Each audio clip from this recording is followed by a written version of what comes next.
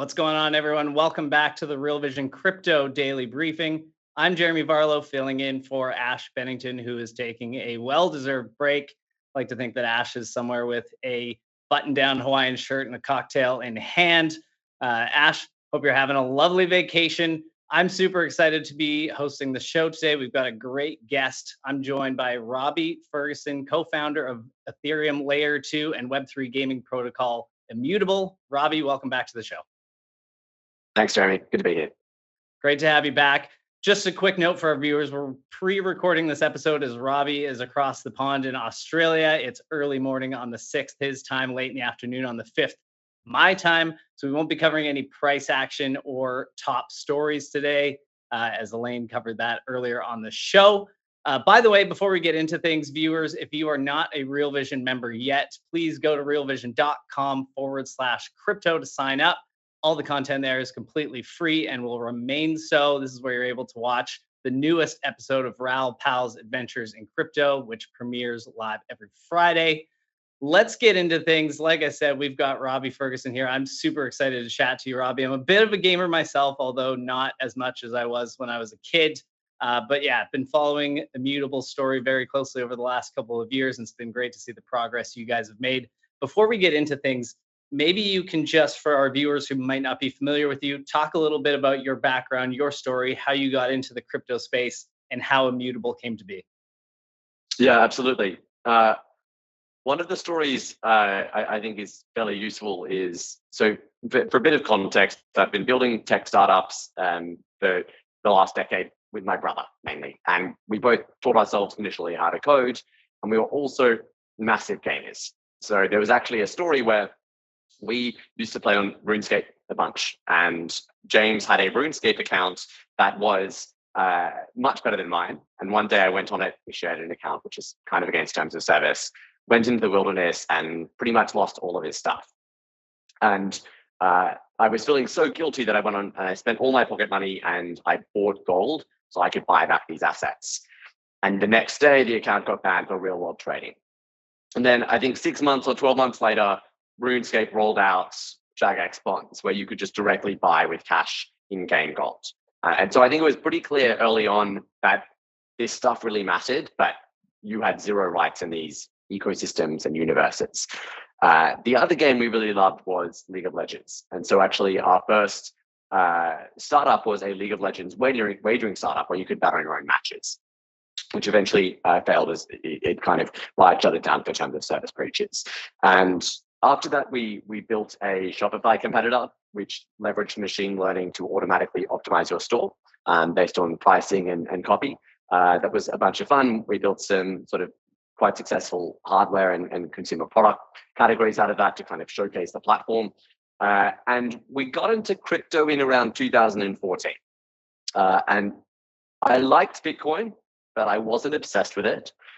So when Ethereum came out, it's what we actually fell in love with. And I think it's for two reasons. One is we could actually build with it. So as developers, we could start to see the potential of what could be developed. And basically a gambling app where you could roll a dice and probabilistically it would return a reward to you. And all of this was done transparently. And I realized, this thing was a few hundred lines of code, and it came out in the first 6 months of Ethereum existing. And the Australian government spends billions of dollars every single year heuristically testing slot machines, making sure they're paying out between 88 and 92 cents on the dollar, making sure they have sufficient funds in their bank accounts to pay out any winners, all to achieve the same thing that this developer achieved in 300 lines of code.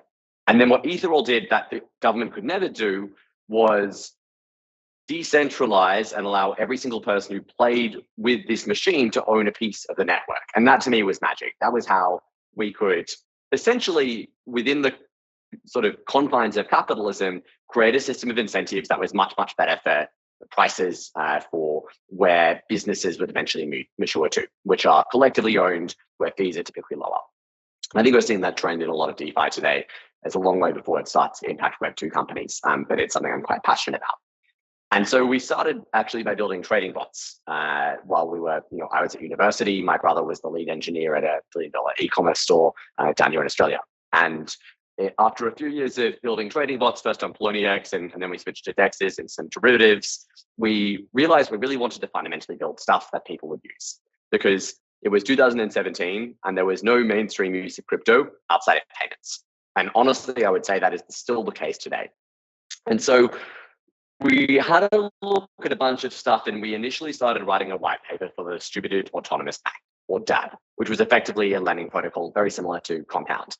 And we hadn't solved all of the over-collateralization problems. I think neither has Compound or any lending protocols yet, but we were about to launch this. And at the same time, 5 ICOs went to 100, went to 200, and we got very cold feet about the space. We thought a bunch of people were going to jail. Regulatory was kind of a nightmare. And we wanted to build something that could be built for the very long term, and that was ultimately a proper business. So serendipitously that month, CryptoPunks came out. And we saw these and we said, this is basically all of the value of Bitcoin, but now it is anything rather than just fungible stuff. And honestly, the first thing we thought of is just players will use this to own video game items. We were so used to that concept from growing up. At that point in time, I think $80 billion was spent every year on in-game items. This is not, the ability to play a game. This is not the ability to buy Call of Duty. This is the skins in Call of Duty. This is the coins in Candy Crush. And now that number is 130 billion. And so honestly, the way we started out was we decided to build a proof of concept game that showed people the potential of this. And it was called Etherbots. It came out at the end of 2017. And it was essentially the first multiplayer game on any blockchain.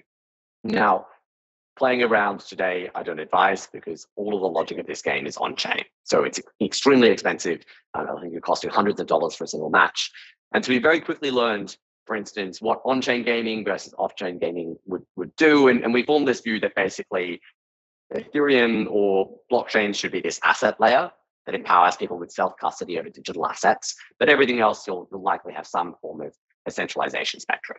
And really, that's I think the mission we've continued on today. We incredibly importantly believe that just because an asset is intangible or digital, it doesn't mean you shouldn't have property rights. And we've been sold this lie based on the start of the internet, the start of e-commerce, the way that most digital asset infrastructure works today, that, hey, the only way you can own this is at most a rental agreement or some sort of contract, which can basically be impugned at any point in time. And you see this all the time in gaming. When we started out, Counter-Strike Go, which has done $32 billion in volume of digital skins on this gray marketplace / database run by Steam, shut down, and basically you could only trade assets once per week. And overnight, Opskins, a multi-$100 million marketplace, went belly up. You had billions of hours of player time go to waste. You had hundreds of millions of dollars of asset values lost. And we've just seen this happen again, where they've been banning accounts with impunity, and there's really no recourse. So I think this is a perfect example of why we chose this category, which is it's non-speculative. You don't have to believe in some future crazy off use case or adoption use case. It's, hey, players are already spending an insane amount of money because it matters to them, and they get zero property rights and zero rewards. And so we really see this as a fairly simple transition to something with vastly more value. And from there, we can sort of develop much more interesting ecosystems built on top of it. Yeah, I mean, it's a great point. And I'm happy that you brought up that CSGO stat there, because I saw you mention it on the most recent Immutable town hall, and I just found it to be, a perfect, microcosm of what's going on in the traditional gaming spaces, that, gamers will try and find a way to sell the assets that they've either worked very hard to acquire or spent money on acquiring, and a centralized entity can just shut that down and say, no, you can't do this, do not pass go. And I think it just really goes to show the amount of disruption that can happen in this space, and that will happen and is happening. From a Immutable standpoint, maybe you can kind of walk our audience through, a simple explanation of the Immutable ecosystem. I know you guys have a ton of different products and services. You just launched the Passport. You can talk a little bit about the ZK EVM thing, the IMX token as well, and how that plays into the whole ecosystem. If you can shed of course, some light on that. So I'll start with a bit of background, which is the really interesting thing for me has been seeing NFTs and in particular gaming go from this sort of undefinable and unknown concept to being very well known and now fundamentally associated with art and collectibles. And I think the reason, if you go to Gods Unchained, one of our games, you will never see the word NFT on the web page, is we don't think it matters at all.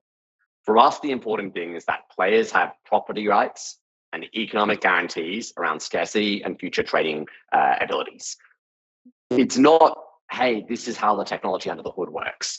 And I think although art and PFP projects and collectibles are interesting and a great example of what true digital ownership can do, they are not what we're fundamentally focused on, because they're ultimately speculative assets or alternative asset classes rather than being this utility-driven change around what players are already spending huge amounts of money on.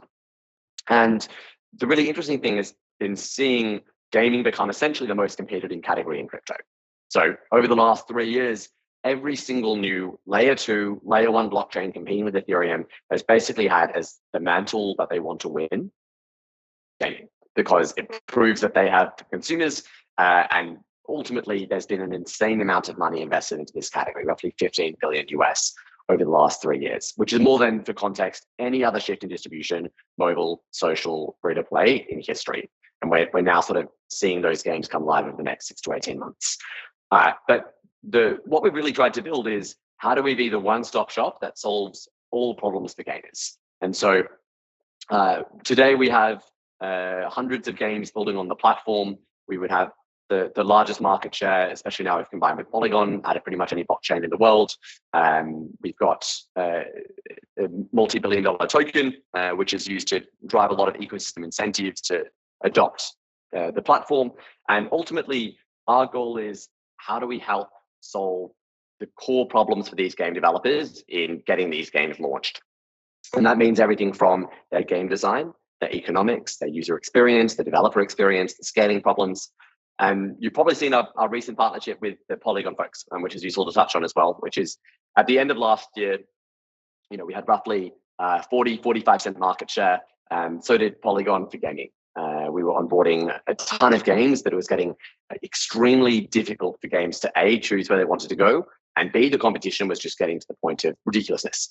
And so this analysis from Delphi came out that kind of showcased pretty much it was a 2-horse race. And Sandeep called me and said, Robbie, we really need to figure out a way to make this a much simpler choice and just focus on actually helping these game developers succeed. So that's what we've done.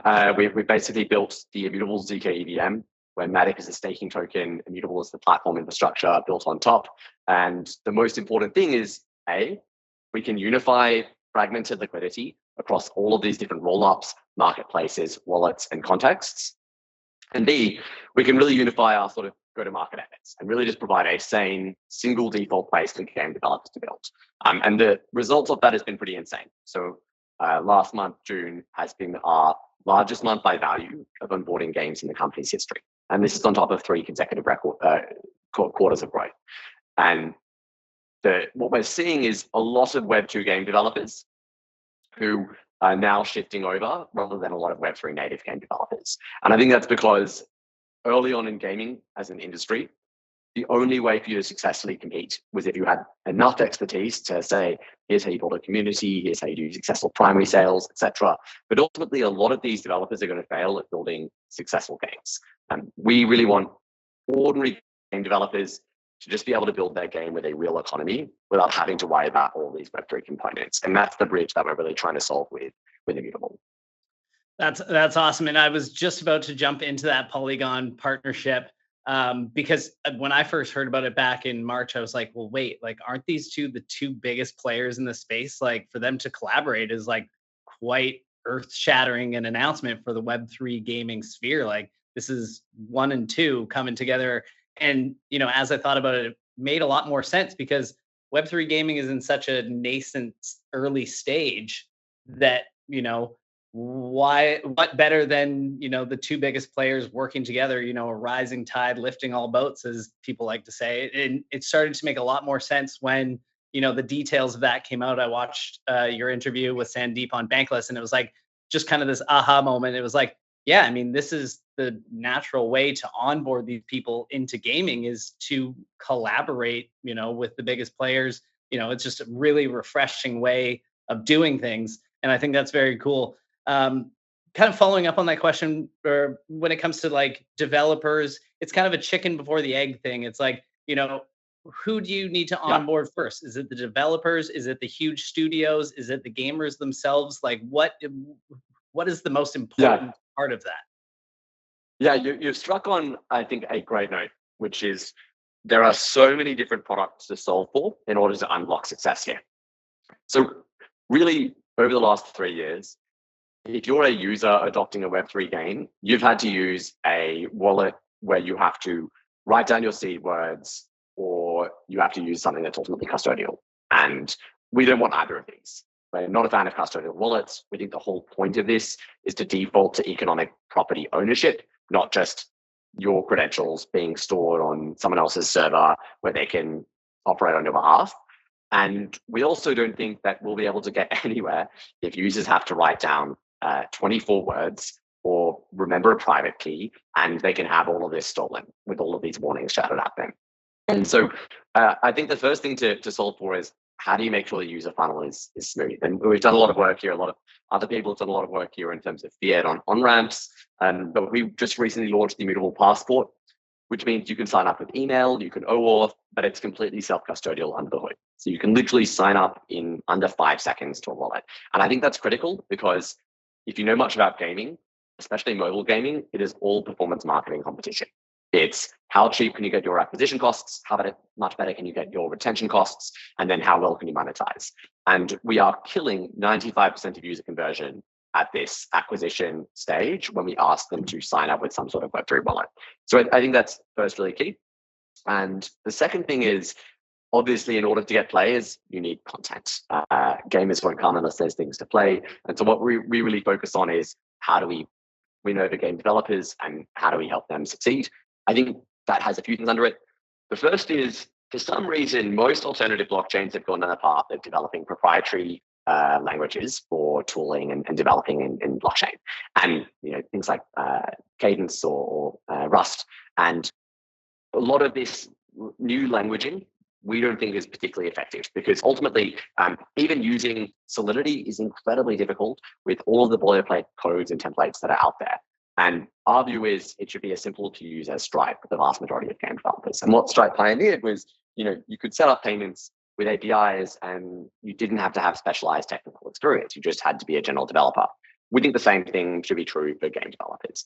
If we're requiring people to hire blockchain engineers or understand what reentrancy bugs are, or understand really the perils of self-custody at a layer deeper than hero choices and hero risks, we're asking too much of them and the industry will never take off. So what we've obsessed over is how do we abstract over almost every interaction they'll need in terms of building an economy into these APIs. And the way we do this is we have the platform of the company, which is the product itself and how we service other customers. But we also build this immutable game studio where we're internally publishing and developing now 5 games. And the reason we do this is we want to really become experts at how do you design the economies and the game design and understand the iOS policy store. Sorry if there's a gap on that. And we're working with the iOS store firsthand. And the reason we do all of this is so we know what the actual product experience our game developers are going through and what's required to create a successful game. And the way we have essentially run this now is with Immutable Studios and the Immutable platform, where you can know everything through the game developer experience people have to touch, while also trying to really pioneer stuff on this game design and economy side. And one final note on that, I think every successful shift in distribution for gaming, whether it's been mobile or free to play or social, has really been conterminous with a successful flagship game that defined the playbook of how everyone else could succeed. And that's really where you saw the inflection point. You had Farmville come out, and then you got 100 Farmville clones, and they understood how to leverage Facebook's social graph in order to generate a viral game. You had, for mobile devices, obviously the early pioneers like Papertoss, but really it was Supercell coming in with a lot of here's how you build successful mobile games. And then you had the gacha and sort of mobile free-to-play, particularly in Asia, game design models come out. And as soon as these games have flagship successes, the way they do their game design under the hood becomes turned into playbooks, and it becomes very accessible to other game developers. I think that's actually a critical piece of IP we need right now in Web3. When Axie came out, a whole bunch of people copied Axie. If that economy had been sustainable rather than unsustainable, today we would see multiple successes. And so we really just need an example of how do you generate an economy which is shared value for consumers, which has vastly superior UA, and then how can people copy that? And that's exactly what we're working on over at Immutable Studios. That's very cool. So we've talked about from the developer side of things. We touched on the actual gamer side of things, but taking the complexity and just getting set up, getting a wallet, not wanting to go through the whole seed phrase thing and buying crypto and loading your wallet and whatnot, not using the term NFTs. But there's also been this very slow trickle of gamers, of popular streamers that are kind of getting into the Web3 space. Dr. Disrespect, one of the biggest streamers in the world, is launching a Web3 game. So, I think that there will be kind of that slow trickle of, it definitely takes somebody to kind of pull the cart. And, I think that will hopefully onboard, some more gamers into the world of Web3 gaming. Let's talk about the big studios, the AAA studios. We're talking, the Rockstars, the Activisions, the Epic Games, who, as I understand, Immutable has a few games on the Epic Games platform already. I'm sure you've had conversations with these people. What's take their temperature? What are they feeling about the space? Why would they want to give up, huge revenues? Epic Games, for example, I think takes 15%, or is it Steam? It might be Steam. But, why would they want to give that up to kind of return power to the players, so to speak? What's the incentive there for them, and where are they at kind of in this journey? Are they coming on board? I think Steam takes 15%. Yeah. It's a great question. So look, ultimately we see a bifurcation where there are, I think, the large studios which are happy to dive headfirst into this and really try and be the first movers, and therefore have an advantage in what they see to be the next successful paradigm in how games are shared and distributed. And a lot of these studios right now are based in South Korea or Japan. And if you historically look, that makes sense. South Korea was the pioneer for free-to-play. South Korea was the pioneer for mobile. Both of these, by the way, were not immediately adopted by gamers when they came out. But the reality is gaming audiences over in Asia are incredibly pro Web3 games. And you don't have this sort of tension you have to walk in the West as well. I think the other one is every single Web2 major AAA gaming studio in the West is absolutely currently working on some sort of Web3 understanding, research, or game. But it's really more a defensive strategy, so that if this does threaten their status, they know exactly how to execute. And some of them, I'm sure, will just be, hey, we'll pay up. When the first, $10 billion Web3 gaming studio, when the next Web3 Fortnite comes out, we'll just acquire them, and that's how we'll get the capabilities internally. And that's fine. I think these players can afford to do that. But it definitely does represent this trade-off where I think it's less they don't like this system and more it's just a risk, right? They're the beneficiaries of an incumbent model where they can sell $130 billion of fake stuff every year and never have to work out how that should be any ongoing value. They can take Call of Duty Warzone 1 and make everyone buy their skins again in Warzone 2. They can manipulate CSGO economies in order to maximize profit. And the really interesting thing is that all of this stuff is power law, right? So Counter-Strike Go has done $32 billion in the last 3 years. If you look in crypto, probably the next biggest game is Axie with $4 billion in volume. And we expect everything to conform to that topology. So when people look at the timelines of adoption today, they think, well, why aren't there hundreds of successful games? We will never see that.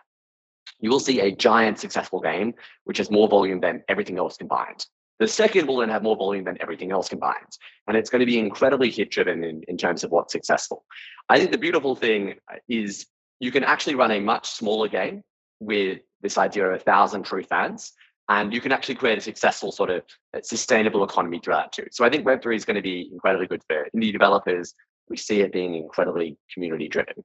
But to sort of tie back to what you were asking, Jeremy, I think the reality is the biggest disruption or winners are going to be mid-sized studios, roughly 50 mil to $1 billion in enterprise value, that are all in on Web3 and work out some way to disrupt major competition through this. The Illuviums of the world, who are, extremely well funded and made $100 million in revenue over the last 12 months post Luna.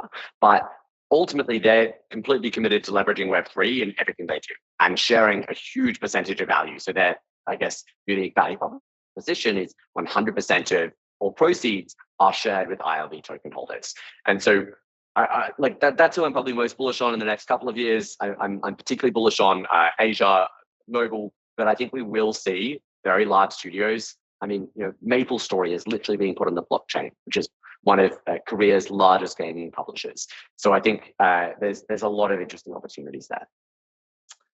That's very, very cool. And it kind of leads into my last question for you here before we get to viewer questions. You mentioned on Bankless, this was maybe 3-4 months ago, that 2023 was the year for Web3 gaming to go mainstream. We're now halfway through the year. Looking at that, where do you think we are on the curve right now? Yeah, so if we look at when games are launching, there's literally a bunch around the November, December mark. So I think there's a chance. I think there's, you have Illuvium going live, you have Guild of Guardians, you have Shardbound, Infinite Victory, and we track all of this stuff bottoms up pretty closely. I think I still sort of stick to those rough timelines, which is I think we're going to see games with millions of players. I mean, even Imvu today, which is currently in their transition from this Web2 based economy to Web3, has 1 million DAO, right? So as soon as you can start to get these people using it under the hood, we'll start to see significant shifts and ultimately numbers that are dwarfing the rest of DeFi or other applications in the space right now. So look, I think we will see games with tens of millions of players in Web3 successfully define economies and very sustainable revenue propositions over this next 6 to 18 months. We predict that the launch timelines is over the next 6 to 18 months. 40% of all games funded in the space are going live. And that makes sense. Games take 2 to 4 years to build. The majority of funding has gone in over the last 2.5, 3 years. Very cool. Thank you for that. Let's jump into viewer questions. We've got a few. I actually went fishing around. The first question is more from me. This is me as a viewer. Obviously, going back to partnerships, you guys partnered with GameStop last year for their NFT marketplace. I'm wearing my GameStop shirt at the moment. I wanted to ask kind of the nature of that partnership, what's to come for it, and another kind of question. In the last couple of weeks, we've learned about GameStop Player, which I'm super excited about. Will any Immutable games be on Player? Yeah. So on the partnership, we actually have some updates we should be able to share soon. They're very exciting, but I've learned not to overhype things. So we'll announce it when we announce it. And it's a very fervent community over there. It is. Yes. And that's honestly half the reason we did this partnership, right? I think they're probably the strongest digital community or army on the planet, and that is one of the most important things that we're building, right? I think with our token, where every single player earns IMX anytime they play a game or trade, the vision is we can create this, giant unified community of people who believe in their property rights for games, and they can actually own a piece of the underlying economy that they're helping to build and to create. And I think that's awesome. But yes, much more on the partnership. Stay tuned. And of course, the core engine of that is we want to be creating the best places for gamers to trade. And we see the GameStop marketplace as a huge opportunity for this vertically integrated launchpad and trading marketplace. So as all of our content goes live, all of that will automatically become tradable on this marketplace. That's the beauty of our global order book, which allows people to actually sell an item inside of a game and buy that asset on a different marketplace. And actually half of all of our trades today are done in such a way. They're sold, say, in-game and bought on an aggregator or bought in some specialized experience, which we think is incredibly important because we have the opportunity to solve the liquidity problems that is plagued Web2, where you have Craigslist unbundling into hundreds of different businesses, because ultimately there's no way to really aggregate liquidity in one single application context. In Web3, everything is modular. You can have an open layer for asset trades. You can have an open layer for how these trades are propagated. And what we've built is essentially a way for anyone to build a marketplace or a game and be able to tap into every other marketplace in the game on the network, which will massively increase volume and massively improve liquidity. For all of you sort of finance fans out there, think of it like a centralized order book in finance, where you can have multiple exchanges tapping into the underlying liquidity. That's a great answer. Thank you for that. Getting to some more viewer questions. The first one I have here, which I'm particularly interested in, because I don't play a lot of games, but I do play some sports games. How does Web3 gaming tackle a sports game, for example? Look, my first answer is always FIFA, right? People spend billions of dollars on FIFA packs. They don't own any of them. They love the unboxing experience. I think there's an incredibly strong sort of native genre fit there.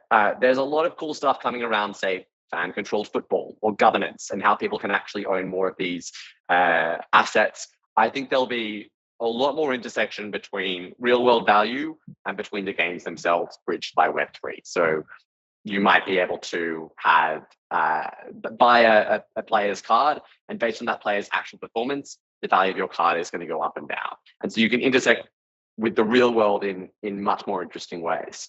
I think there's also going to be a ton of stuff in virtual sports, and people creating the same things. We saw Virtually Human Studios, which created Zrun. It was an Australian company actually, and the whole idea was you could have these dogs that were virtual you could bet on rather than flogging the actual the actual animals. And so look, there's a whole bunch of stuff.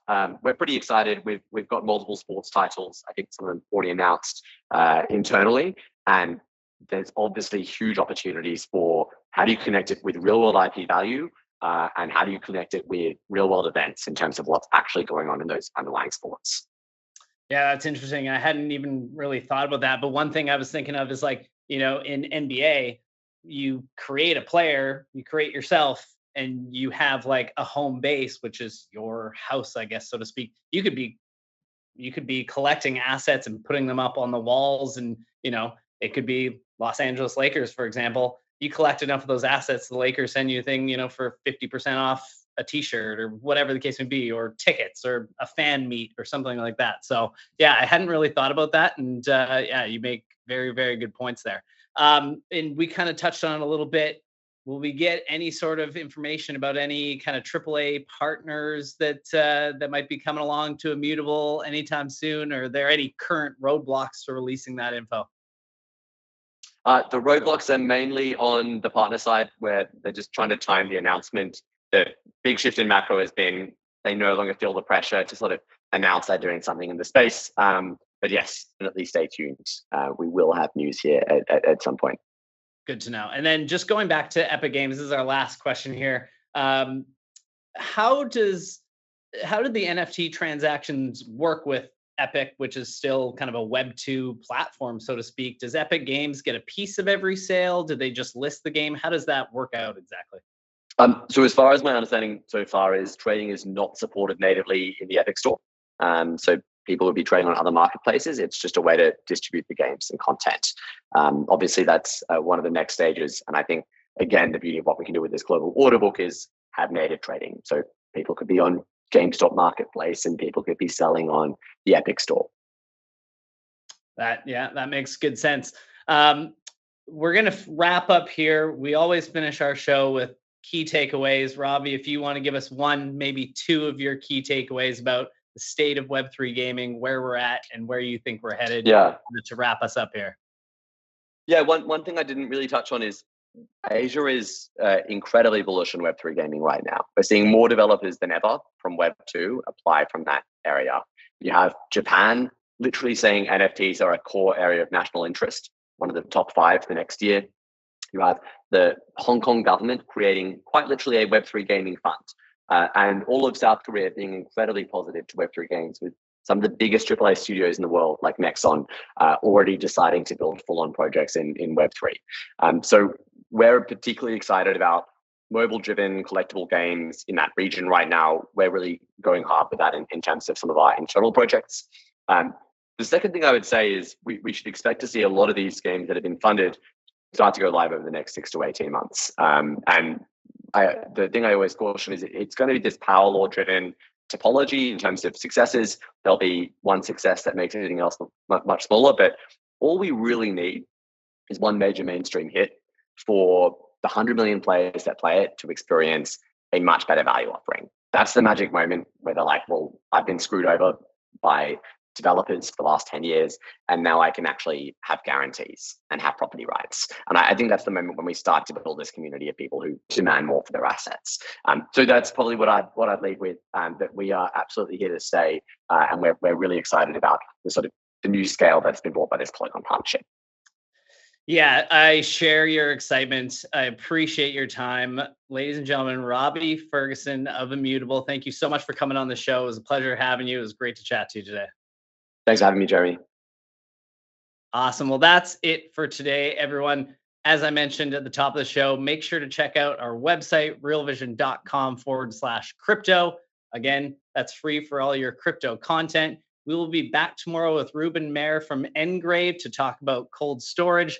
See you at 9 a.m. Pacific, noon Eastern, 5 p.m. London time on the Real Vision Crypto Daily Briefing.